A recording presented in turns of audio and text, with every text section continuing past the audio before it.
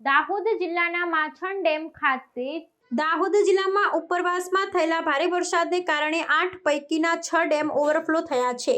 આ પરિસ્થિતિને ધ્યાનમાં રાખી દાહોદ જિલ્લાના માછણનાળા ડેમ ખાતે સુરક્ષા વ્યવસ્થા મજબૂત કરવામાં આવી છે। ડેમ ઓવરફ્લો થતાં હજારો ક્યુસેક પાણી છોડવામાં આવ્યું છે, જેને કારણે ડેમના પાળા અને આસપાસના વિસ્તારોમાં પાણીનો પ્રવાહ વધી ગયો છે।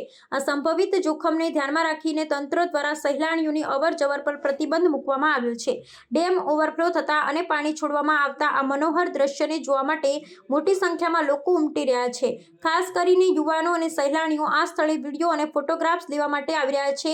આ પ્રકારની બેદરકારીને કારણે કોઈ દુર્ઘટના ન સર્જાય તે માટે જાલોદ પોલીસ સ્ટેશનના પીએસઆઈ સહિતનો સ્ટાફ માછણનાળા ડેમ ખાતે તૈનાત કરવામાં આવ્યો છે। પોલીસ કર્મીઓ ડેમની આસપાસના વિસ્તારમાં પેટ્રોલિંગ કરી લોકોને પાણીની નજીક થતા અટકાવી રહ્યા છે।